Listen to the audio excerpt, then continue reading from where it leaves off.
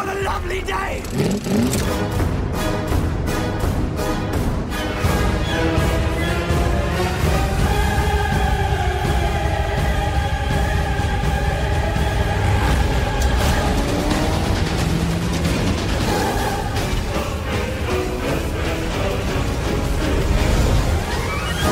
Welcome to the Mad Max Minute Podcast, the daily podcast where we break down Mad Max 1 minute at a time. I'm Rick. And I'm Julia. And today we're talking about minute 4.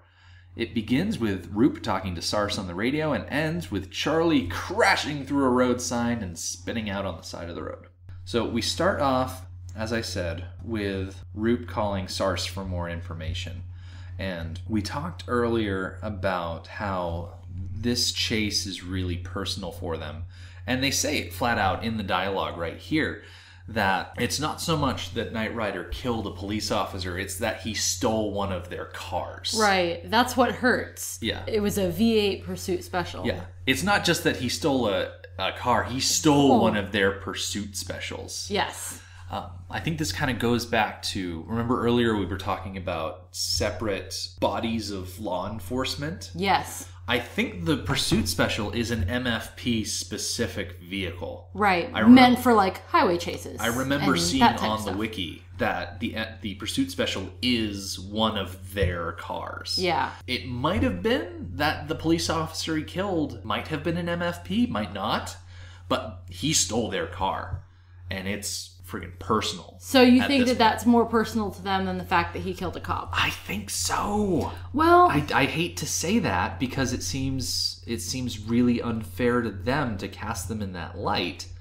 But I don't think George Miller is trying to say that all MFP officers are totally without blemish. Right. They do seem to be a very vehicle-centric society. Mm-hmm. What do they call them on Top Gear, now Grand Tour, petrol heads? Yeah, I think there's a lot of petrol heads in the Mad Max universe. When we get into the other movies, it's incredibly difficult to find gasoline, and they're still just thundering around in these giant vehicles. What's interesting is how Sars describes the Pursuit Special.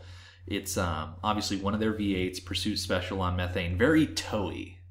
Oh, I didn't catch that. Very toey? That is a piece of slang that I took the initiative to look up on the internet because I'm like, okay, I know that small blonde children are called towheads because their blonde hair kind of blends in with their pale skin, and, you know, they call them towheads because... Ew, that's where that comes from? Yeah, that's where that comes from. Oh, that's kind of gross. And I'm like, okay, they well, look obviously... like a toe? Yeah, they look like a toe. Oh, okay. It's super dumb. Yeah, the look of disgust on your face says volumes. Great podcast material, us making expressions like that. I'm just as guilty of it. So, like I said, I took the initiative to look up what the heck that very toey means. So I jumped on Urban Dictionary, the dictionary that everyone really goes to. And it's a slang term that actually means a couple of different things. Its origin is 1920 to 1925, and it originates in reference to a racehorse. And the first description is edgy, nervously irritable, impatient, and anxious, which makes a lot of sense when you're talking about racehorses.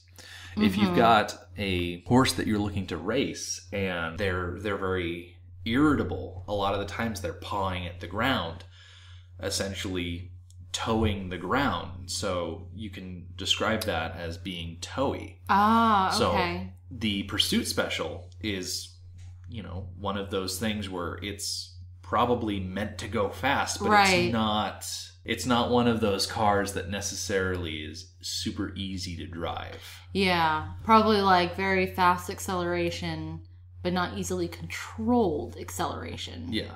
Okay. Wait down the road. We'll see how out of control it can get. Yep. So I found that interesting. The second definition of toey is touchy or restive, apprehensive, fractious. You can be toey for many reasons, one of which may be sexual arousal, but not the other way around. You may well be toey if you're horny, but you can't be horny because you're toey. And that definition was submitted by Kregos on May 13th, 2016. So I really don't think the second definition holds as true as the first definition. I don't think Sars was talking about the sexual agitation of the pursuit special when he called it toey. I think he more talked about that original thing we mentioned of it just being more edgy. Yeah, more touchy, aggressive. Which, when you think about it, a vehicle of that nature in the hands of someone like the Knight Rider can be really dangerous. Yes. Have you ever had a V8? I have never had more than a V6. Okay. I think my car now is a V6. I learned to drive on a V8. A minivan. So it wasn't fast, it just needed to move itself out of the way. Right. But learning to drive on a V8 versus every other car I've driven that's a V6 or lower, there's definitely a difference. You definitely feel the difference when the light turns green. In a V8, even in a minivan, you're gone. Mm-hmm. Yeah, I definitely, I know what they're talking about. I'm not a petrol head. I don't know a lot about cars. There are probably a lot of podcasts out there that would spend all of their time talking about the very specific nature of the cars themselves. Yes. And that is research that we're definitely going to have to do down the road. Yes, because cars are very important to the movie and continuing forward in the movie, so we'll get there. Yeah, a lot of the time they're the centerpiece of a scene, or the very character motivation itself is all around cars. Yeah. So we're going to learn and grow as people as we do this. After Sars describes the pursuit special itself, he talks about their position. They're about a half mile off of Anarchy Road, and Big Bopper should be seeing the pursuit any time now. Mm-hmm. By this time, we get another shot of Max in between them describing the V8. Yes. It's while the radio is on voiceover. Yeah. And they're still doing that thing that I mentioned that I'm not a fan of. They're showing him, he's suiting up, he's putting on his jacket, zipping it up. Still no face. Yep. What I do like, though, out of this is you get a good shot of his jacket. He's got the sidearm that he's slinging over his shoulder. Mm-hmm. But you get a really good view of their badges. And they're not silver badges, they're not steel badges, they're bronze colored badges. Yeah. And that factors in later minutes because they call them the brass, right? They're referred to as bronzes. Bronzes, okay. I think regular police officers have brass badges. Which I think is... You mean in real life or in real life? Okay. In real life, which is sometimes why they're referred to as the brass. The brass. Either it's police officers or ranking officials in organizations of that nature. Yeah. But yeah, they're very dull, and I feel like they probably don't have shiny fancy badges. Maybe as a cost saving measure, because I'm pretty sure bronze is a lot cheaper than other materials you can find when you need to fabricate a badge of some kind. Yeah. We see Mad Max suiting up, we see the badge, and then we cut back to the Knight Rider being pursued by March Hare. Now, one of the things I find interesting about the pursuit special is that it doesn't look pristine. You can already tell that it's pretty banged up. There's a huge set of dents in the side of the doors. Yeah. And the whole thing is just very rumpled looking. Yeah, and I expect some of that happened because of Knight Rider in the course of stealing it and heading out of town. But based on the condition of the other two cars, the Interceptors that we've seen, that's just the way things are. Yeah. Things get banged up, and they don't really get fixed. Yeah, as far as we know, MFP has one mechanic. Right. Who we get to meet later on. And he's going to keep the engines running. He's not necessarily going to pull out every dent and cover every bit of rust. I do find it interesting. The Pursuit Special doesn't have a back seat. Which... Right, so it's not an arresting car. Well, wait, the Interceptors do have a back seat because Roop put his gun there. Which, I don't know, seems very unsafe to me. So the Interceptors have back seats. The Pursuit does not. Okay. Which kind of makes sense, because if it's a Pursuit Special, it's a pursuit vehicle. It's not an apprehending vehicle. The whole idea of the Pursuit Special is that it's able to chase down a suspect.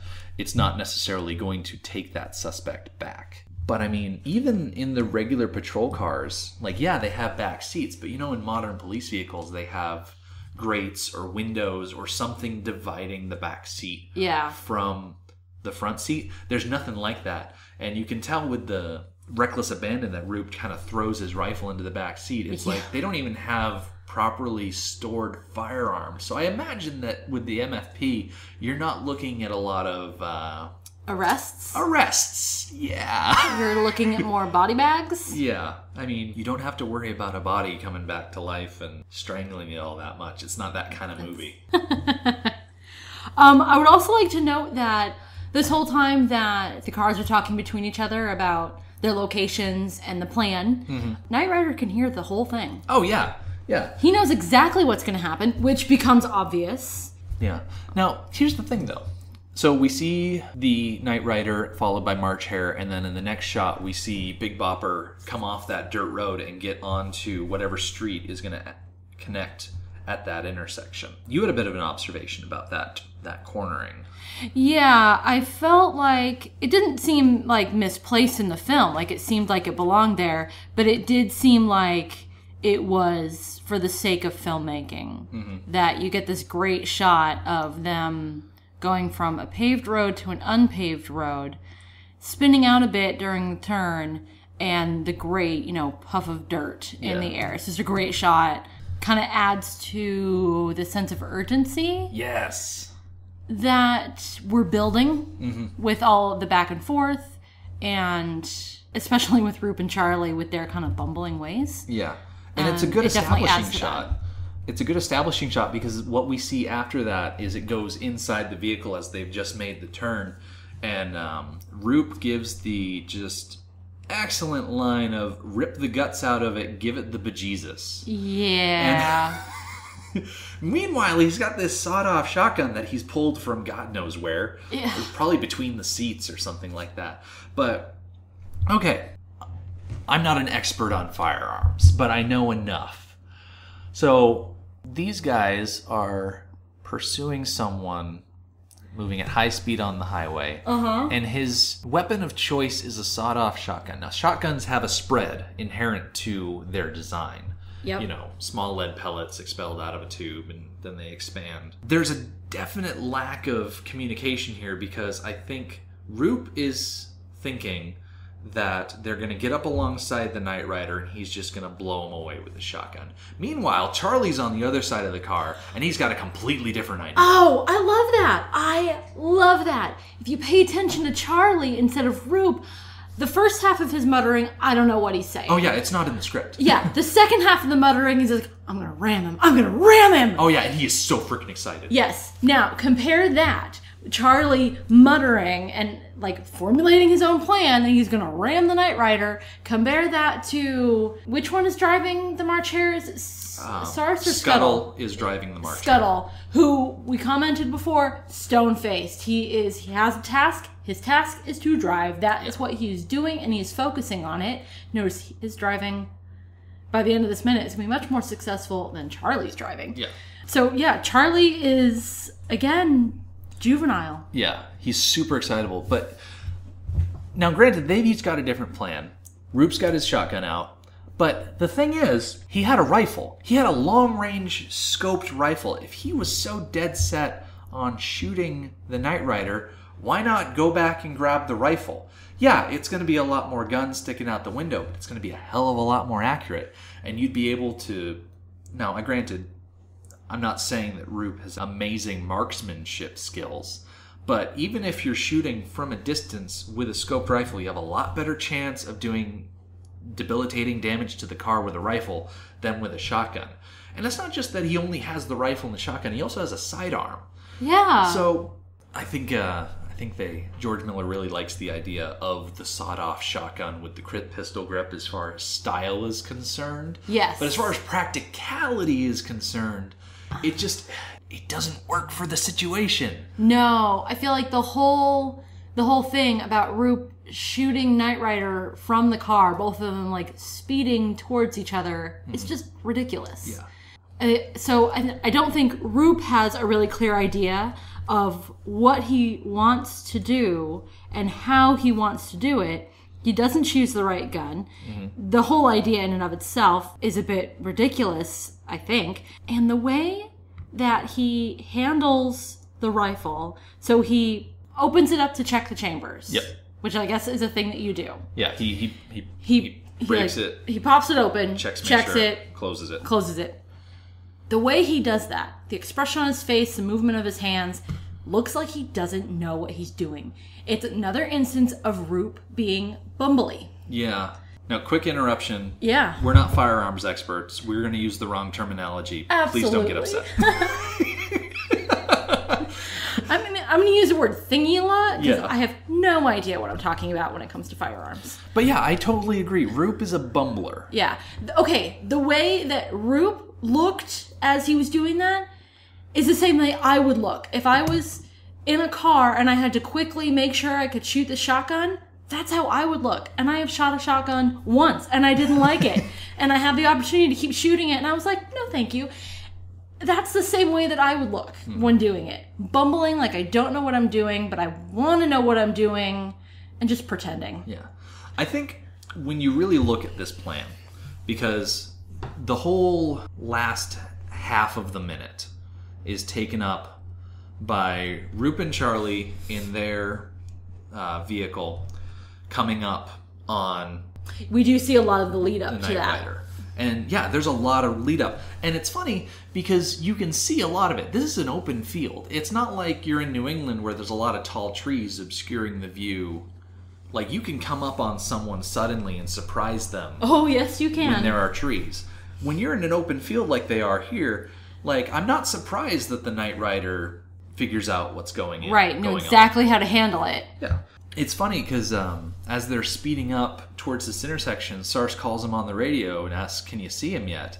And they show the perspective, Sars calling him up on the radio, can you see him yet? And then they show a POV shot from the Big Bopper, and you can see very clearly on the, I mean, it's not super close, but it's in the shot. You can very clearly see the cars. And it's like, yeah, you can see them. And it's like they're way too far away for shotgun range. Yeah. And Roop confirms, yeah, got it. And then he says, I'm going to blow him away. And meanwhile, Charlie's like, I'm going to ram him. And I think, those two. strategically speaking, I think the choice to ram the Knight Rider was the wrong decision. I think the person in the wrong here was definitely Charlie, as opposed to Roop. Yes, although actually, I might disagree with you. Because I can't remember how I know this. Where I got this information from.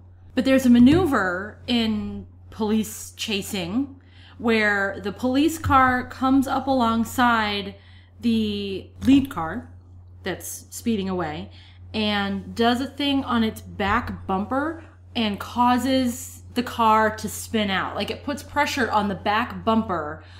Fishtailing. Yes, and causes the lead car to fishtail and lose control. Mm-hmm. So I'm not sure what their plan should have been, given the tools that they had and how they were approaching Knight Rider. I'm not sure what their plan should have been. Both plans, I think, would have been ineffectual. But I think perhaps that maneuver of forcing the car to fishtail and lose control might have been their best option. Yeah. The way I see it, and this is after watching this minute over and over and over again, as you do when you make a minute-by-minute podcast, what they should have done, and now this is, it's far too late to be giving strategic analysis to this scene because it is so far removed. But what they should have done is Charlie should have been driving in such a way that he would be able to merge onto the road and keep going alongside the Knight Rider. Because in that situation, even if the Knight Rider broke the way he did, even if he slammed on the brakes, which he does, they would have been in such a way that they would be able to continue on the road and actually position themselves in front of the Knight Rider. Right. Which means that the Knight Rider would be sandwiched between two patrol vehicles so that Big Bopper could gradually slow and, if need be, just press their back bumper against his front bumper and either try and slow him down so that way March Hare can get up behind him and stop the pursuit. Or if Knight Rider didn't slow down, they would be more on par with him and Roop could just take his shotgun and do meaningful damage to either the occupants or the car itself. Yes. Which I think, considering that the part of the pursuit that really hurts is the fact that they stole the car, they would probably do a lot more damage to the passengers than the car itself. Which is another reason why ramming it would have been a dumb idea. Yeah. Now, I mean, these cars are not a dime a dozen. I mean, the real world cars were cheap. Yes. But the in-universe cars. In the universe. Best case scenario is to get the car back. Yeah, I feel like that's part of their motivation in this scene is to get this car back. Right, they need that car back. I think this scene, this minute, just goes to show us that Roop and Charlie are idiots. They're not great thinkers. No. And there's a reason that Dispatch was so adamant about this being a simple pursuit. It's not a roadblock, it's not a takedown, it's a code 44. Yeah. So just take it easy, guys. Right. Maybe the woman on Dispatch, maybe she was so adamant because she knew what could happen. Have I mentioned yet that I have no idea who the dispatcher is? No. I did so much probing. And I kind of hope that as we do this podcast, someone will contact us through Facebook or Twitter or on our website proper through our email address and let us know who the dispatcher is.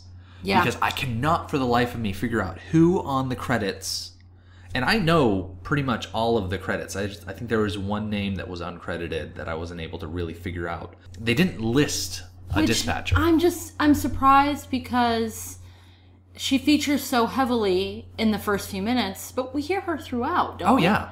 She's a constant presence through the movie, it feels like. So I'm really surprised that she's not credited. Getting back to it, the plan is just not a good plan. No. As the minute comes on, we see that the roads are going to converge and they're going to hit the same intersection.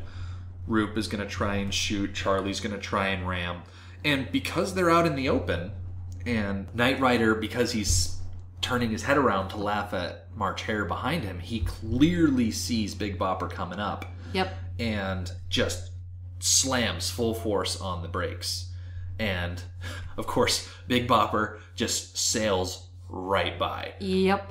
Roop tries to spin wildly and try and shoot him anyway, which I like how he hits the yield sign and it kind of spins. Yes. kind of like a carnival target. Spins around, and then of course the entire car is spinning. So you got Roop hanging out one window, trying to hold on. They fly through the Anarchy Road sign, just smash that to bits. They lose a couple of bits off the top, and then you noticed. Oh, the look on Charlie's face. It's so quick. I've watched this minute plenty of times, but the very last viewing of the minute, I caught the look on Charlie's face. Just full mouth agape. Yes. Holding on to that. Completely out of control. Oh my gosh. A look like, what have I done? And then it's great. Okay, and then another criticism of Charlie's plan to ram the Knight Rider is we actually see a shot from inside Sarson Scuttle's cruiser of them driving by Big Bopper. And they're not far enough off the road that it's like a super safe situation.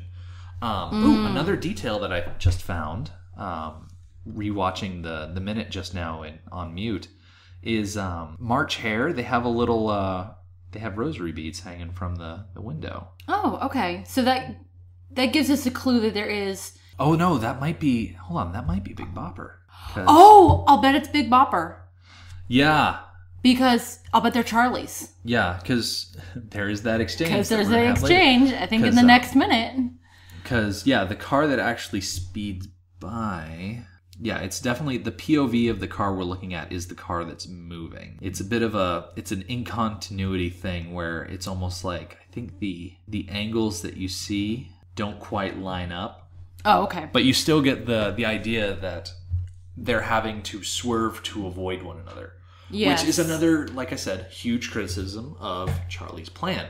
That because he missed the Knight Rider, he went off the road and started spinning, which immediately puts March Hare in danger. Yeah, neither of their plans were, well, both of their plans would have put March Hare in danger. Yeah. Because the minute you take out the driver, that car is going... Is going out and of control. March Hare is not that far behind him.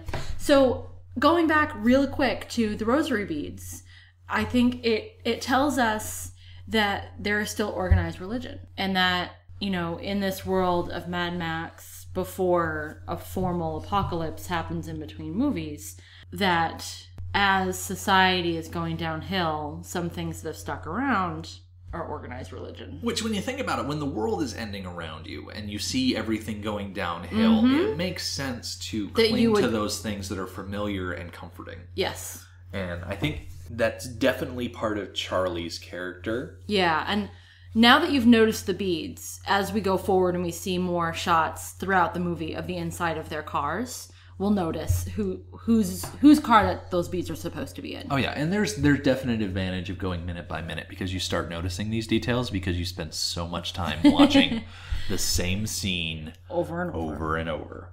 We actually end this minute, like I said before, with Charlie and Roop in the dirt. So we've kind of gotten through phase 1 of this chase, the first interaction between the characters that we've gathered. Yeah, so we have the first implementation of a plan in order to take them out, which failed because Charlie and Roop were involved. Yeah. I'm not going to say definitively that it was their fault that the plan failed, but I'm not going to rule it out. Nope. I don't know. Maybe we're not giving Charlie and Roop a fair shake, but for what we've been presented with so far in the first 4 minutes, I feel like so far we've been accurate. Maybe they'll turn around, and as we examine them further, they're not such bad guys. But they have not presented themselves well so far. No, they haven't. Maybe they'll redeem themselves in a minute to come. Yep. Our website is madmaxminute.com. You can follow us on Twitter at madmaxminute and like us on Facebook at facebook.com/madmaxminute. Thank you for joining us for Mad Max Minute number 4. See you tomorrow. Motorbikes and leather men, take me to the edge of the dream. Hold on tight, so it's